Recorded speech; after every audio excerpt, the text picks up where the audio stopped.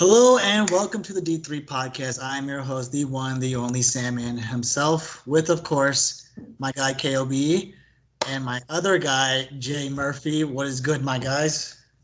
Uh, I mean, Bucks and 6. Am I Bucks right? and six. Bucks and six.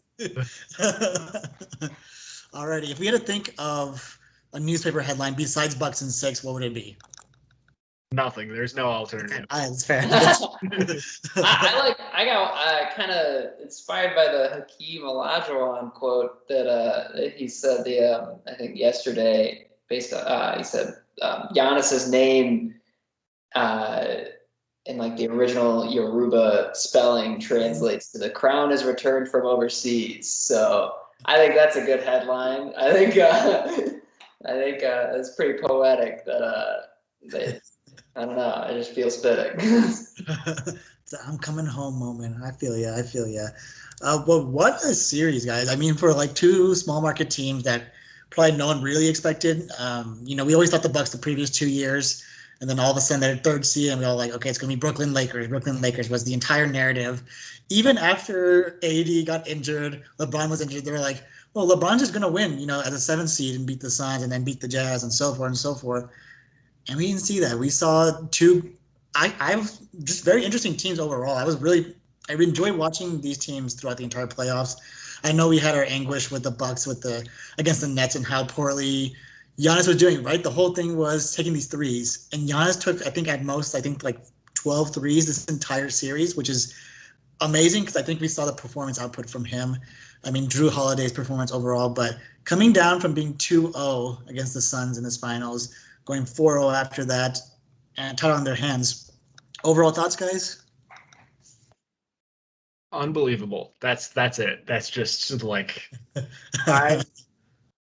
I think I hyped them up the other week on this podcast. I was like Bucks and 6, no problem, whatever. I don't know if I fully believe that, but to have it actually happen, it's historic, honestly. Mm-hmm. Yeah, I was wrong every step of the way in the playoffs, all the way up until probably even through this series where after game 2, I was like, the Suns got it. It's in the bag. It's over. And no, what we got was just like an incredible series. This was probably the best finals we've had in a while. And it was really fun. And the last game was really good, even though I felt like well, no, honestly, no. The whole way through it was like really cool. It really came down to the last minute. I think this was just a lot of fun. Impossible not to be happy for Giannis, frankly. We saw some historic shit. Couldn't have happened to a better guy. No, exactly. I mean, first title since 50 years, which was Oscar Robertson and our boy Kareem, who I believe was Lou Alcindor at that point. So, it was a whole different time. Like you said, I think Giannis, I think this is hands down the best performance I've ever seen, like ever. I think there's no one has played this well in a finals. And I think people are going to downplay because, it's against the Suns. I mean, the Suns roster was like really good. I know we downplayed even early in the season. I was definitely a hater because I was like, there's no way CP3 can carry a team like this. But his composure throughout the whole playoffs, the finals, it did fall apart a little bit. But I think we got to give props to both of these teams. I think it was just fun all around. Like you said, each game was close, even though there were spans where it was like blowouts. You knew it was like Mario Kart at this point. You're never out of this race, and just overall fun series. This is probably, what do you guys think is the best narrative? I mean, we heard, the whole, off season was Giannis not, he's going to get traded, will he resign? He does sign the max, obviously, and then there's obviously still things about him like, doesn't get a title, is Budenholzer out? If he's out, who's the next coach? And then does Giannis just leave at this point? They make a big trade where they give up future first-round picks. And I mean, like, this is like 4 or 5 years out, future first-round picks for Drew Holiday. They tried to make a sneaky trade to get Bogdanovich, who then said, no, why am I being traded to Milwaukee? I don't want to be there. Send me to Atlanta. And full circle, beat the Hawks. And here they are, Giannis holding the title and MVP. Is this time to put some respect on this? I mean, Do we even call them a duo? Like, I mean, I know no one really considered it a duo, but Middleton, Giannis, is this what we were looking for? I think it's I don't know. I think it's kind of unexpected. Like, it obviously they're phenomenal. They have great chemistry and they've been playing together for so long, so that really helps. But I think if you look at them on paper, they shouldn't be as effective as they are compared to like any one duo on the Nets. Like take KD and Kyrie, KD and James Harden, Harden and Kyrie. Like any one of those three duos should hypothetically be better than Giannis and Middleton, but they're not. And I think that just goes to show that chemistry means a lot now, and trust. I think like these guys have been playing together for so long, so they just know when they can throw the ball to the other person and when they can trust them, and it's awesome to see. I think one of the best lines we just heard from Giannis was looking at Chris and saying, "We fucking did it, man." And I thought that was the most wholesome shit I ever seen in my life. Giannis obviously late lottery. Chris Middleton being a second rounder who was just part of a side deal, his side piece basically. He's a literal throw-in. Yeah, they were like, he could have him. We don't need him. And I mean, these guys are holding rings at the end of the day. I think something that was really interesting is PJ Tucker. I mean, I know his performances overall weren't as like spectacular as we've seen over the years, but I mean, there is a sense of aggression and a lot of, I'd say quote unquote defense. I wouldn't say it's really good defense, but he stood with everyone. He beat every Rocket player he played last season. And I just thought that was a great thing overall. Our boy Pancake Lord, he's been caking a lot this. I can tell you that he's riding hella deep. But am I the only one that's going to be crying for both teams, John? Because it looks insane here. It was tough because this is really like it's a really rare thing to be in a finals where no one on any team has won a ring before. Like that just doesn't happen that much, really. So like it was kind of exciting and really easy to like buy into. Like I was really happy when the Suns were doing well and I thought they were going to win because I was like, okay, Chris Paul's going to get his ring, Devin Booker, Monty Williams, like this is so cool. I'm so happy for them. But then like the Bucks started coming and I was like, yeah, okay, I'm really happy for Giannis. Like this is great. I'm so like this is really cool to see that like Giannis is finally gonna put all the like haters and doubters to rest who said that like he's got nothing in his bag and then he's coming out and averaging like 36 points in the finals and having probably like you can pull he had the back-to-back 40-point games, he had the 50-point closeout game. Like it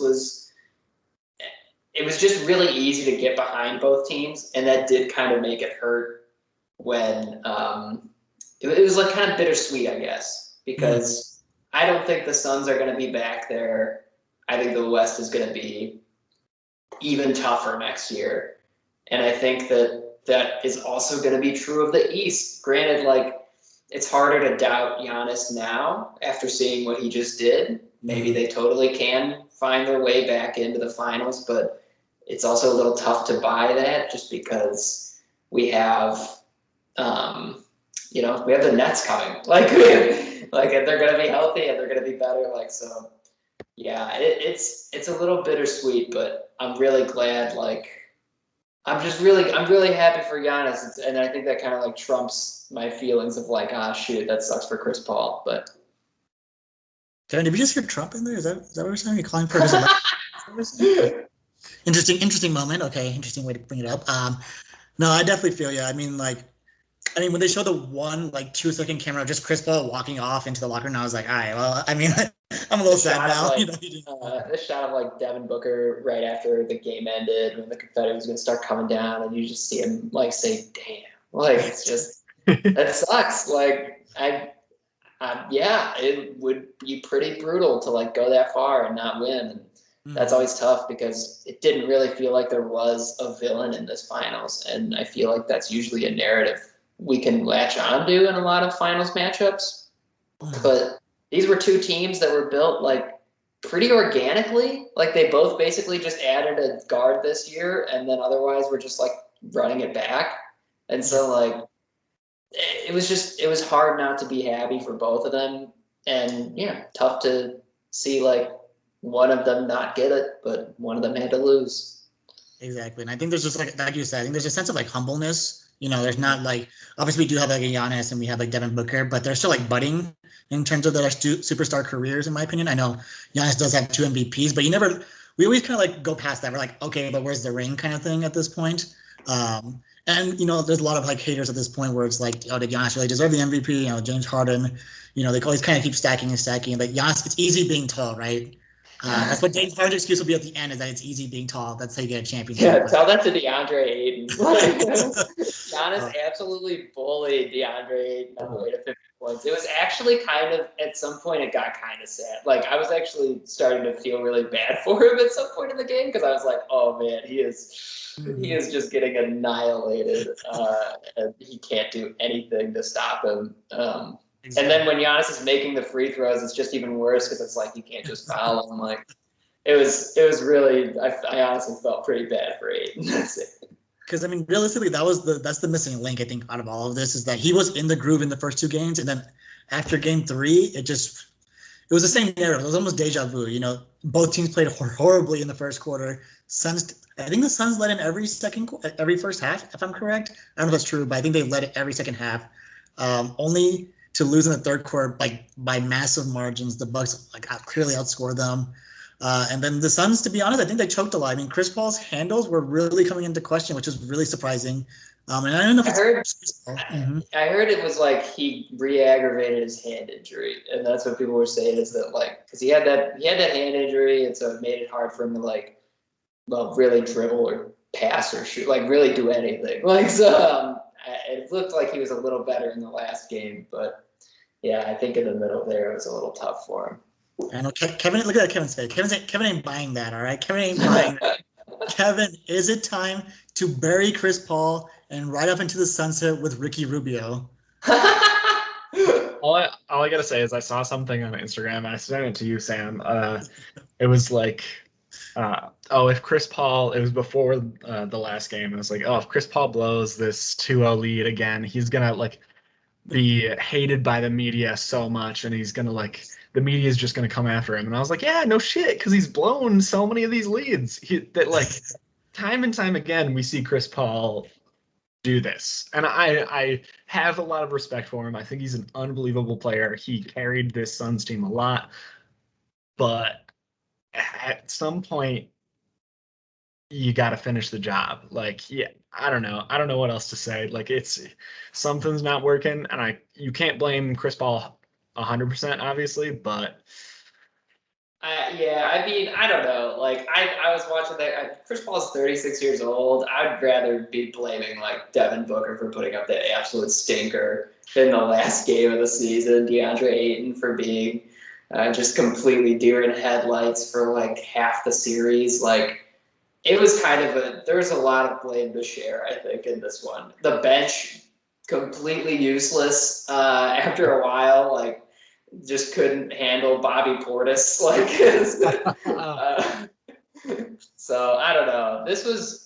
I think this was just a case of the Bucks just had clearly the better player, and their defense was just so overwhelming that it just couldn't do much else. Their defense was so overwhelming that Giannis scored basically half of the points in that last game. The rest of the team, no one scored more than 17 points, and they all shot like shit.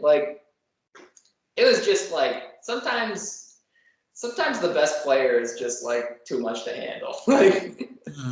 Yeah. Now, do we think this is the immaturity of the Suns just not being in this kind of big moment, or do you think it was just kind of just a better team overall with the Bucks? I mean, for DeAndre Ayton, yes, I think it's immaturity, but the rest, it was.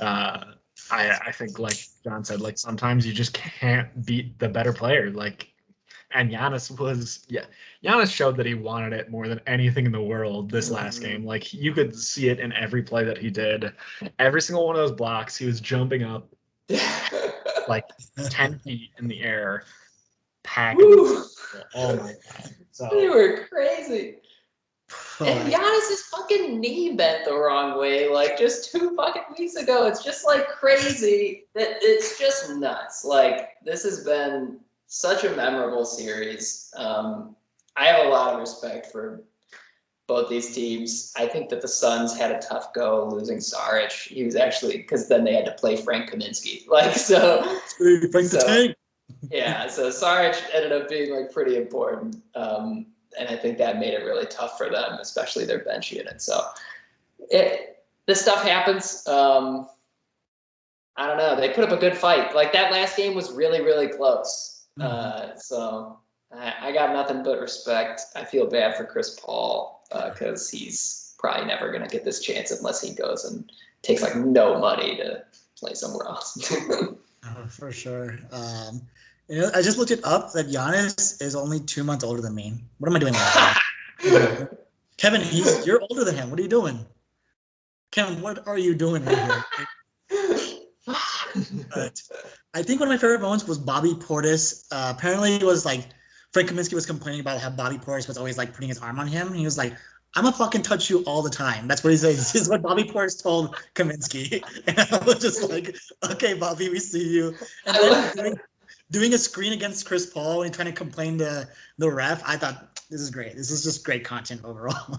I love the Bobby Portis tech when he got like called for that foul in the game, and then he was so bad his eyes exploded. He sprinted down the court in like high legs. Like it was fucking hilarious. Middleton was like, "You can't do."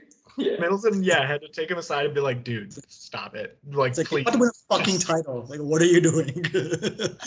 And Chris Paul missed the free throw. That was brutal, admittedly. Ball don't lie. Yeah, ball don't lie. Yeah.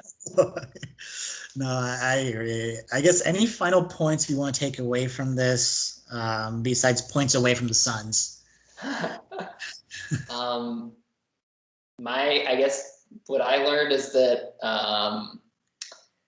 Giannis, everyone was wrong about him, and you could win a championship with him as your best player, obviously, and everyone probably owes him an apology for complaining about his jump shot because it didn't fucking matter.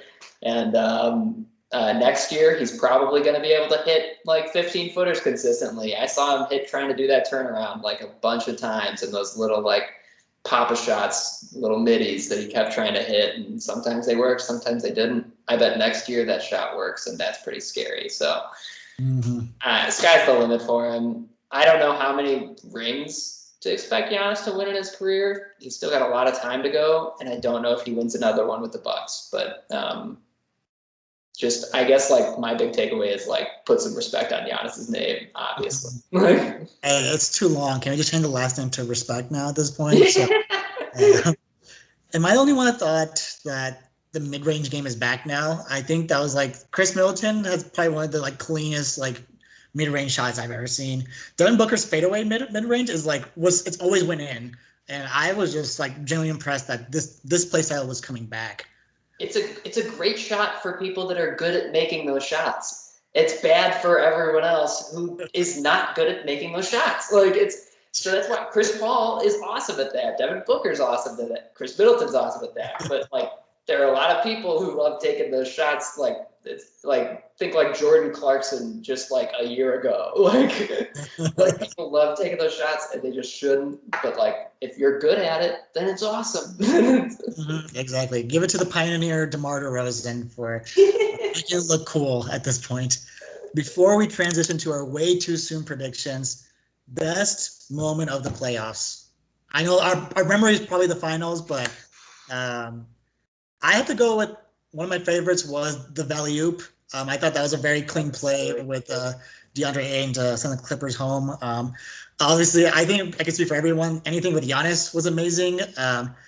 Underrated one, I think when Devin Booker did the clear foul, they didn't call it, and Giannis was like 0.2 seconds away and just like somehow made a bank shot. I was like, this is like freakish stuff at this point. But I'm guessing any block that Giannis did running down full court was amazing. That dunk with Drew Holiday, but I'll always appreciate Trae Young talking shit. Pretty much, especially New York. Trae Young talking shit was a lot of fun. Like that press quoter where he was like, I'm on Broadway. I know these people love a show. Like, I was like, That's I what I really was gonna felt say. like, Is yeah. Trae Young talking shit in New York is definitely top tier. And obviously, like Sam, you said that dunk last game to basically seal it from Drew to Giannis, while Giannis is like hanging off the rim. It's unbelievable. Oh, playoff Kevin Durant was a lot of fun. He had some real great moments. I mean, it'll be iconic. Like his foot on his like big ass toe on the line, like that's gonna be an iconic shot because like yeah he made it, but like if he was a little further back, the Nets are probably like in the finals. Like so like it's just it's there were Luka Doncic's first round. I'll always remember because he was incredible and almost beat the Clippers when they had Kawhi still. So I don't know. This was like honestly a pretty great playoffs. I have a lot of like fond memories of this run. No, exactly. I think also one of my favorite moments, probably infamous moment, was Joel Embiid and Doc Rivers calling out Ben Simmons after the loss, saying, "Yo, Ben Simmons fucked us up here. All right, that's the reason we lost." And I was just like, I think we all agree Ben Simmons will not be a 76er by the start of next season. There's no way he can be here. There's literally no way. But let's get into our way too soon predictions, gentlemen. Easy questions here. Who will be our MVP next season? We're always wrong. I think the majority of us thought Anthony Davis would have been it. Washed. This completely vanished. I know there was injury, but when he came back, he looked so bad. I remember people saying on podcasts that, oh man, if it's Suns, Lakers, dude, DeAndre Ayton has no way of guarding Anthony Davis. And DeAndre Ayton had the bag to take out Anthony Davis. Anthony Davis averaged like 11 points in that series, which is horrendous. But John, we'll start with you. MVP this series. I mean, do I even have to say it? It's going to be Luka Doncic. I don't have any clue. Well, I'm sure we'll revisit this at the beginning of the season. Right now, I'll just go ahead and run it back with Luka because I have a feeling he's going to probably just be even better, and then maybe they'll add some guys this offseason. So, or Pat Williams, one of the two. Kevin, who do you got, Kevin? I am thinking. Hear me out on this. Okay. I'm going to say Steph Curry with Clay back. They got some draft picks coming up. They got some young bloods. I think Steph is currently probably embarrassed of that team right now and wanting to change some things. So I think he's going to come out full force, average like 10 assists a game or something like that with Clay's back, easy, and just be draining threes left and right. And every MVP voter is a sucker for anyone who can drain threes. Okay. That's a good pick. That's a good pick. That is a very good pick. I don't even know if anyone deserves to win MVP next year. I mean, is it time to... I'm going to put Kevin Durant out there. I think this is the time. I think this is a revenge season for him. If he'll play, there's definitely a chance. I guess the question is how many games will Kyrie Irving play, and I think that'll decide Kevin will get the ball more often. But I think Kevin Durant's got a really good shot if he's able to stay healthy. I mean, we saw him in the playoffs, and that's just grotesque what he did. Finals matchup next season. What do you guys got? We saying Bucks and 6? I heard some say Bucks and 6. Kevin, did you say Bucks and 6? This is tough. I mean, I want to hype up the Lakers, but I want to be reasonable. I'm gonna say Nets.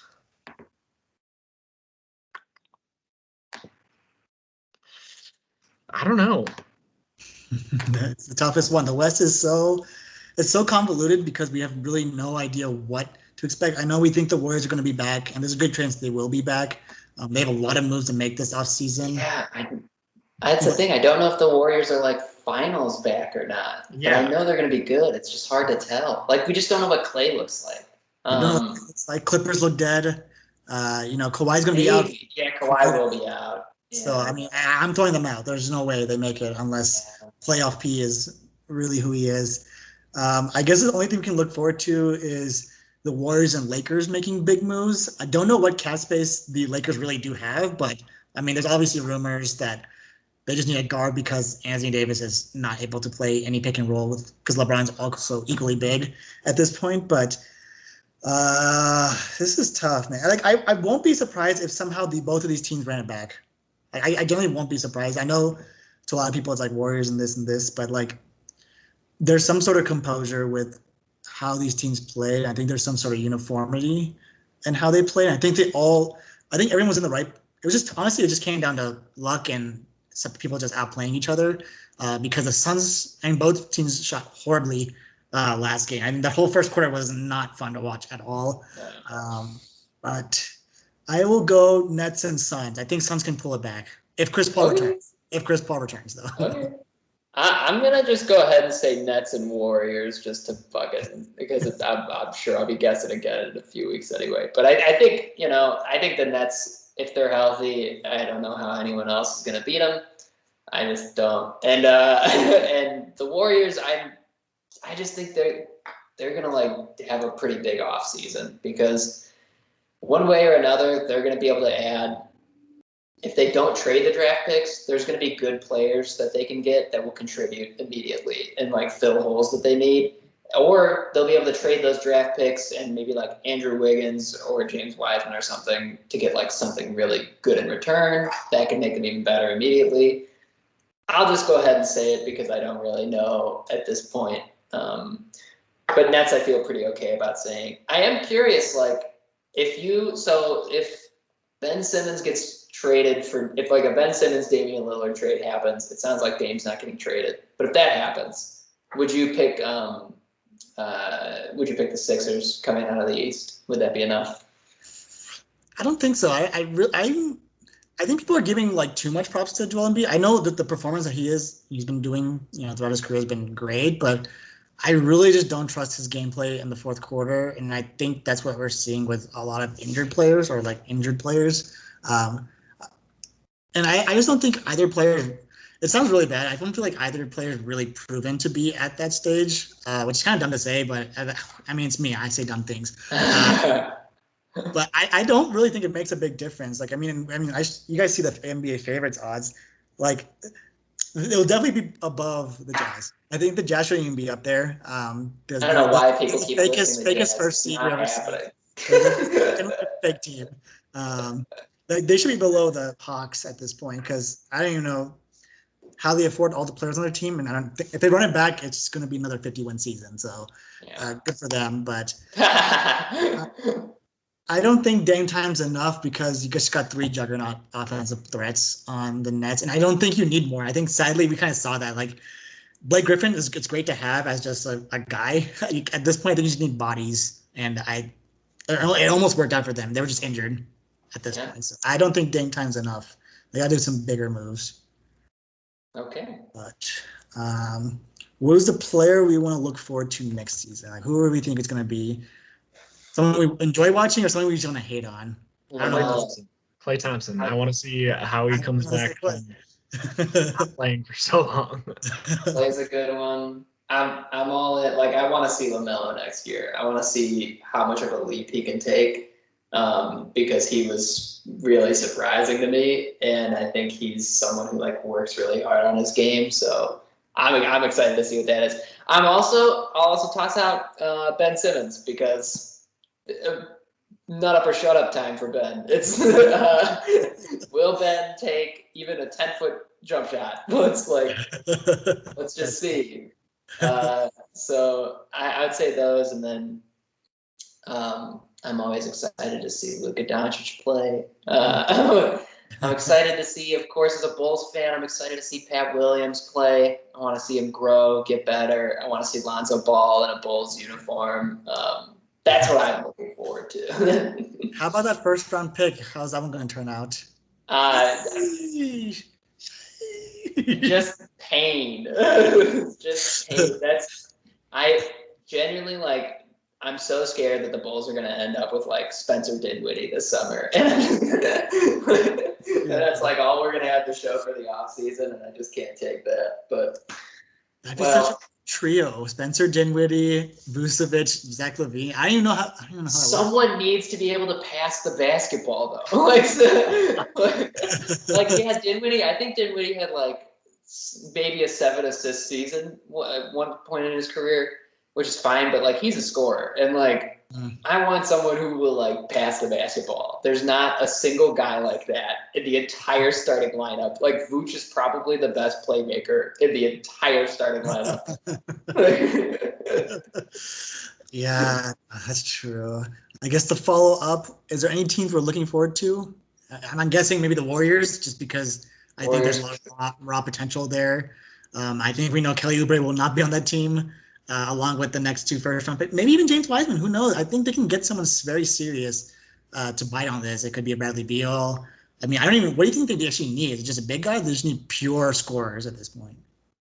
They definitely needed the scoring last year. Depends on what Clay does for them, though. I don't know. I don't know if I want like. That's the thing I have trouble with. I don't know like what the trade package I want is for like all those guys. I'm not. You can't go wrong with like a really solid wing, and you can't go wrong with like they might need a big. If they're gonna trade James Wiseman, they probably need a big. Yeah. They just don't have a lot of depth there. And Draymond was like really good defensively this season, so hopefully they can get that again, and maybe he can make a jump shot. Probably not though. Yeah, I don't know. Okay. Kevin, what you vibing? You vibing just your one Warriors gang? Yeah, I think I'm interested to see them because I think they'll make a lot of moves. Interested to see if the Pistons can do anything whatsoever with the first pick. Doubtful, but interested to watch. Another team that'll be really interesting is going to be the Raptors because one, it'll be like first year post Kyle Lowry probably, but also like they're going to have, like you said, the 4th pick. So that could be like Jalen Suggs or Jalen Green, depending on who's there. And that would be really cool because I think we can all agree that the Raptors are probably better than what they were last season. I think they have like a lot of confounding factors that just like made it a season from hell for them. Like, I think that this team like next year will definitely be better. So I'm very interested to see what they do with that pick and how that turns out for them. Maybe they want to trade it too. Who knows? But like, I'm very excited to see what that turns out to be. No, exactly. I think this might be a great return for Spicy P to be the glue piece with our boy Fred VanVleet. I forgot who they picked up from Toronto with Norman Powell gone, but I think it's a good mix. And Gary Payton Jr. Is that what it is? Gary Trent. Gary Trent, same thing. Yeah. Both are relevant. But other things to look forward to potentially, there are rumors Lakers are pursuing Chris Paul or Russell Westbrook as being the guard piece. A, do we think this is likely? B, do we think this is good? Kevin, you can no for both? No for both. I don't think Chris Paul has any desire to do that, and I don't think the Lakers really want Westbrook. I think they might be pretending like they do or something, but I don't think the Lakers aren't that desperate yet. Like that, I don't know if they're there yet. If they were like, if they really, really needed someone to come in and like score 20 points a game and get 20 of their own rebounds, then maybe they'll get Westbrook. But I don't think they need that. Okay. But most important question, is Giannis a buck for life, John? It feels like I should just say because that seems to be what he wants. But I also remember the quote where he said, and I know I'm reading too much into it, but like he was like, "I'm not leaving until I get Milwaukee a ring," and he got him a ring. He got the championship. So I feel like he's 100% going to play out this contract. I think there's no way he requests a trade unless like some true bullshit goes down. After this contract, I really don't know, because maybe by then he's like, I want to go play with someone else, see what this is like. I want to live in Miami for a year, so you just kind of never know. But he's probably like about as good a candidate as we have for someone who would stick around long term. But yeah. That's true. I mean, the last Buck star to leave after winning a title was Kareem, and he went to LA. So we'll never know. You might see him in yellow soon. Who knows? Let's get into some hypotheticals to see if this happened during the playoffs. Would this be the same scenario regardless? So let's do a quick run through. Kawhi was healthy, beats the Suns. Are the Clippers holding the title, Kevin? 4-0 Bucks, easy. Oh, Bucks in 4. Okay, I don't like this. Trash. Don't even come at me with that. Paul George chokes. Paul George chokes more than Chris Paul, and that's saying.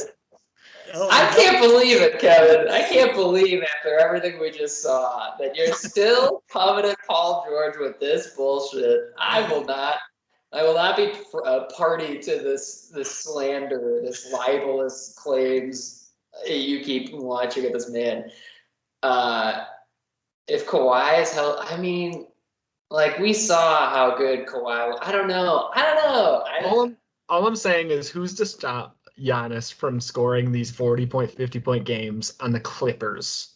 Kawhi, because we saw that happen. But we saw that exact thing happen in the Toronto series, right? That was basically what happened when Toronto eliminated the Bucks 2 years ago. So. Yeah, that's 2 years ago. Giannis has 4 inches and 40 pounds more now. He's not that much bigger. That happened 4 years ago. No, I think that it would have been a good series. And I think that I guess knowing what I know, I guess I'll say that the Bucks would probably win. But I don't think it'd probably be Bucks in 6. Okay, gotcha. But I think Kawhi is so much more of a problem than anyone on the Suns is. He's so much more of a problem than anyone the Suns have. Paul George probably would be the second best player on the Suns, maybe. I think that the Clippers stars are just so much better suited for this. I don't know, but okay. Now. I mean, it took 1 foot to make the Nets lose, essentially, to the Bucks. But Suns and Nets, is it just a clear Nets show at this point, or do you think it would be a similar fight to what we saw this finals? Oh, if the Nets were healthy in the finals? Oh, let's just say the Nets won it. It didn't say they're healthy. They won it with that shot. I think maybe James Harden gets healthy by then. Yeah, I think the Nets would win that series. I do. Yeah, I do. Kevin, and maybe that's disrespectful. Kevin, were you vibing with this Nets beating the Suns? Yeah, I think so. I think I don't know. The Nets are so deadly from every spot on the court. That would just be the Suns don't have enough bodies to guard as many offensive threats as the Nets have, and so the Nets would just run up the score every time. I feel I think the Nets would take that. Okay, fair. What's the last one? We'll do 2 hypotheticals. If Ben Simmons shot the ball, would the 76ers be holding the title right now? No, absolutely not. So you're saying 76ers would lose to any team basically that made it, if it was Suns or any of the top 3 teams in the West? I just still think that was a scapegoat thing, and Ben Simmons is the guy to blame. Not to say he's not bad. He was the one that everyone could blame easily, even though it wasn't just that one basket that lost them the game. It was all the other ones he also didn't take. Okay. I don't know. I also think that Embiid would body DeAndre Ayton after what we saw in these finals. I think he would really fucking get him. But I still don't think. Yeah, I don't know. I think the Sixers are just they just need to change things up. It's just not working. Gotcha. Well, what if they got Kyle Lowry? Do you think that would have changed up a lot of things? No. No, I don't think so. I think it makes them better. They probably would have I think they would have been in the Eastern Conference Finals if they had a point guard that could like do what Kyle Lowry does instead of Ben Simmons. But I don't know. Well, actually, and also like I guess if Giannis still like fucks up his knee and misses those like last few games of the Eastern Conference Finals, then yeah, maybe the Sixers could have like gotten in there. I think that Atlanta was just like not equipped to take advantage of that, and they also had like Trey's injury. But Gotcha. yeah. All right. Any last thought before you wrap up this fucking season? Because it's 2 seasons in one. That's what we felt. That's what it felt like the entire time. I'm definitely like I was definitely fatigued for most of the season because I was just like we just ran it back. I'm kind of tired of it. I low key kind of miss it because I was like, oh man, I'm gonna watch any like good basketball anymore. But I'm okay with taking a break. But then John reminded me drafts in like 8 days, and then free agency starts in 13 days. So after free agency's done, then we'll take a break, boys. Otherwise, back to work. Back to work. What do you think I pay you for, all right? I'm Robert Starver, okay? I pay my players. But Kevin, as usual, send us off in style. Thank you guys so much for listening. Follow us on Instagram. I've been slacking with memes per usual. Follow us on Instagram. I think we have a Facebook. I think we have a Twitter. Listen to us wherever you get your podcasts, Apple Podcasts, Spotify, Anchor, YouTube. Email us at the deep3pod@gmail.com. Talk shit. Talk shit. Tell us my takes are trash. Go for it. Yeah, I think that's it. So thanks. All right, Bucks and 6.